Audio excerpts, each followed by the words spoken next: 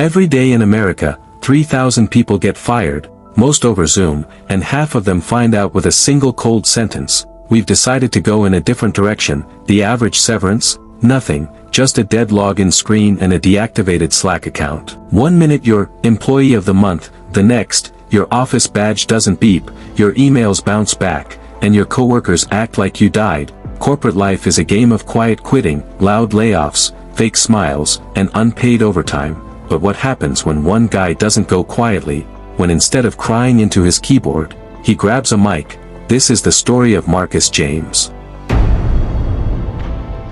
Marcus James was the kind of guy every company says they want, on time, never complained, always picked up the extra shift. He worked at a mid-sized tech startup in Atlanta, sitting in a beige cubicle with his headset on, politely handling angry customer calls and typing notes that nobody read. For 5 years, he gave that company his all, no sick days, no vacations. He even skipped his cousin's wedding to cover a system outage on a Sunday. But what made Marcus different wasn't just his dedication, it was what he gave up to be that reliable employee. See, Marcus used to rap, not in that everyone thinks they can rap kind of way. He was good, like, almost got signed at 22, good. But life happened, bills stacked up, his mom needed help with rent, and the music, he told himself it could wait, just a little longer, let me stack up first, he used to say, then I'll get back in the studio. But the studio never came, just more overtime. Then, one Thursday afternoon, everything changed. The company had just brought in a new CEO,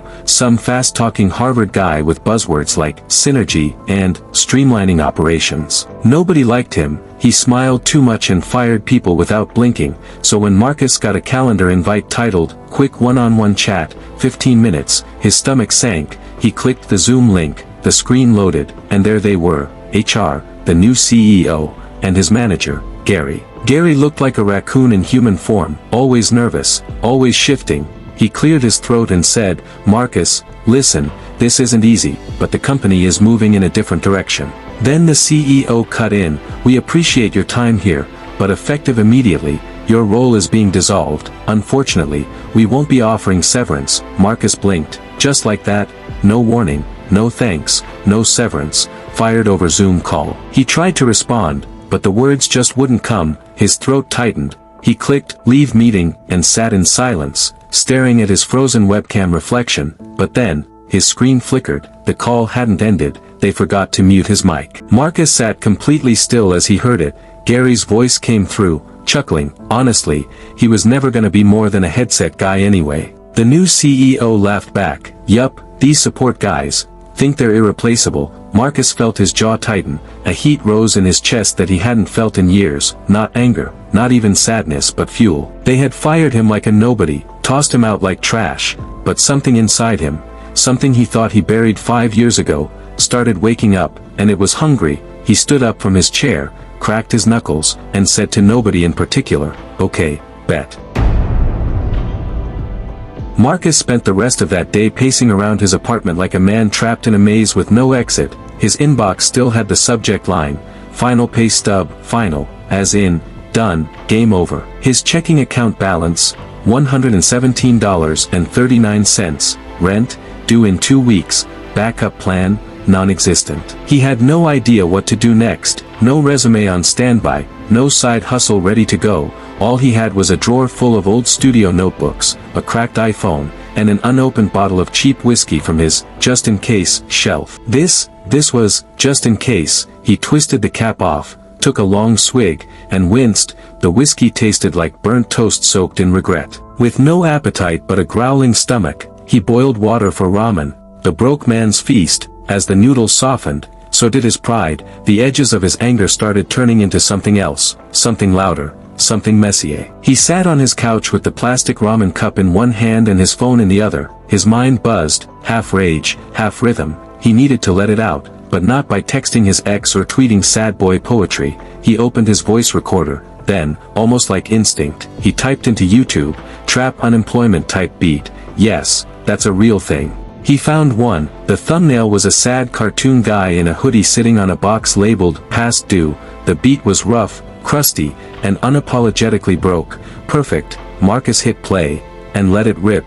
He didn't write a single word. He freestyled from a place so raw, It felt like he was bleeding through the mic. The raps goes like this: I got 117 in my name, rent comin' like a freight train, got fired on Zoom, no shame, boss smell like printer ink and pain. He was spitting everything: his frustration with the system, the fake office friendships, the insult he overheard, and the suffocating pressure of always doing the right thing for a job that never cared. It wasn't polished, it wasn't perfect, but it was real. At 3:12 a.m., with half a bowl of cold ramen beside him and a warm buzz in his head, Marcus slurred out loud, "Man, if I go out, I'm going loud." He opened TikTok, uploaded the clip, and gave it a caption that said it all: "This is how getting fired sounds, #FYP #unemployed bars." He didn't even check how it looked, just hit post. Then he tossed his phone onto the couch, leaned back, and let the bottle roll onto the floor. Marcus passed out with the beat still looping faintly from his Bluetooth speaker, and while he slept, the world was waking up. The sun had barely crept through Marcus's blinds when his phone began vibrating like a blender on the floor. He groaned, rolled over on the couch, and fumbled blindly for the source of the earthquake. His phone lit up like Times Square: 3,148 unread notifications, texts, calls, DMs. The thing was overheating. He blinked at the screen, confused. TikTok, 12.4 million views, over 2.1 million likes, comments are endless, listen to few. Bro, this is the new national anthem for broke people, never related so hard to a rap like this, got fired last week, this my theme song now. Another one says, this guy said, boss smell like printer ink and pain, and I felt that in my soul. Marcus sat up like he'd just been tasered, the crusty beat still looped faintly in his head. Was this real? He rubbed his eyes, the numbers were still there, 12 million views. He scrolled through his DMs, BuzzFeed wanted a quote, Complex called it, the most honest track of the year, The Breakfast Club wanted him to come on air. Charlemagne DM'd, you got next, then came the duets. TikTok musicians were remixing his freestyle, adding drums, guitars, gospel choirs, even one with a full mariachi band. Someone in Sweden turned it into a lo-fi study beat. Another remix somehow landed on the Spotify Viral 50 overnight.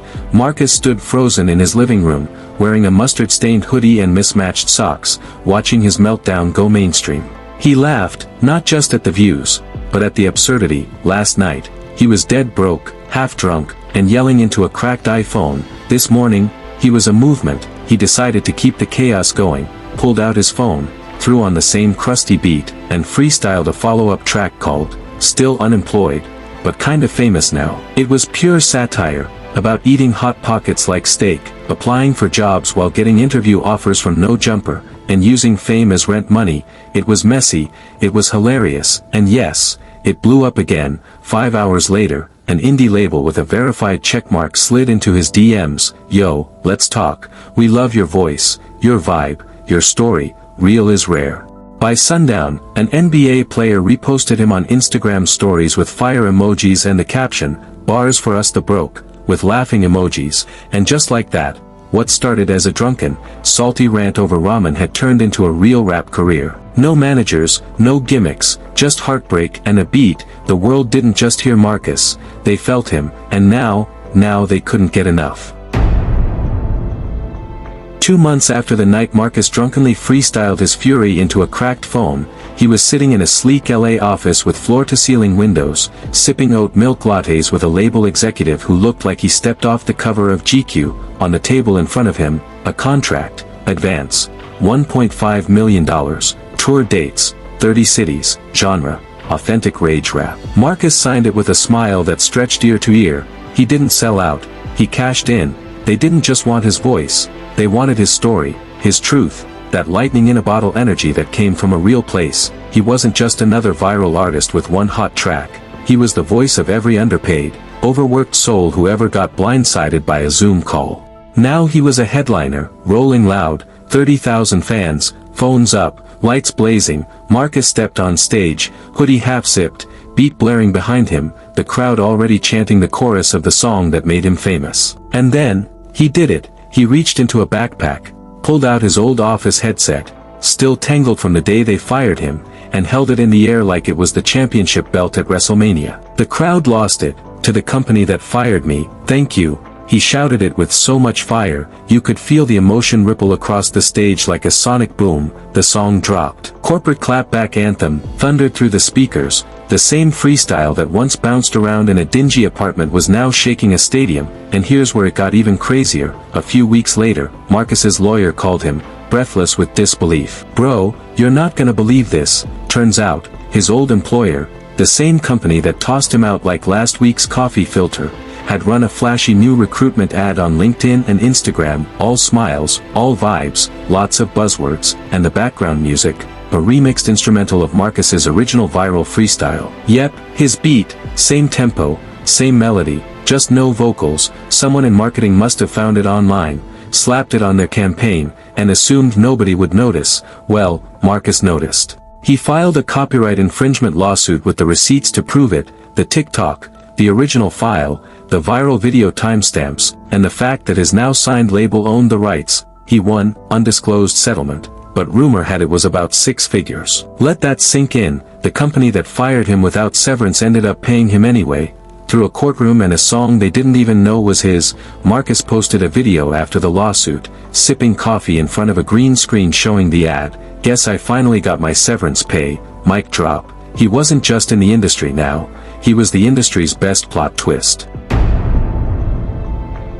12 months, that's all it took. 12 months from eating instant ramen in boxers, rapping to a crusty YouTube beat with $117 in his account, to clearing $2.3 million in streams, merch, brand deals, and a lawsuit settlement that still had corporate HR departments whispering in fear. Marcus James had done the unthinkable. He turned getting fired into a full-blown brand called the Unemployed Bars movement. Became a cultural shift, an anthem for the overlooked, the underpaid, and the over it. His merchandise, sold out in days, hoodies with "Headset Guy No More" stitched on the back, hats that said, "Fired, not finished," and coffee mugs with his now iconic quote, "Guess I finally got my severance pay." But Marcus wasn't just cashing in, he was building.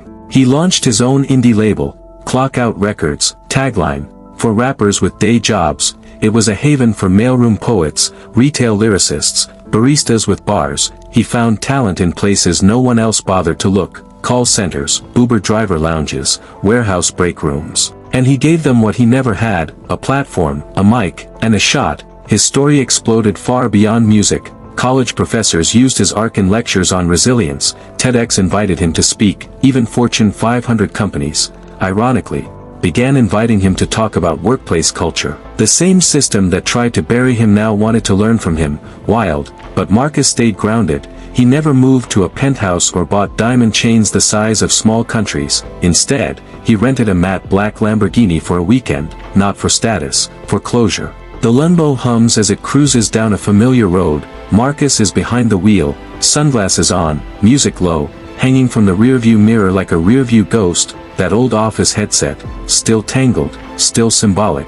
He slows as he passes the building. His old office, the one that kicked him to the curb without a thank you, without a dollar. He smiled, pulls out his phone, hits record, looks straight into the camera and says, "I got fired, made a diss track, got rich, what did you do today?" Then he throws on his breakout track, cranks the volume, and peels off into the sunset with bass shaking the windows of the very building that once told him he'd never be more than a voice on the line. And just like that, Marcus James proved that sometimes, your breakdown is just the opening verse to your breakthrough.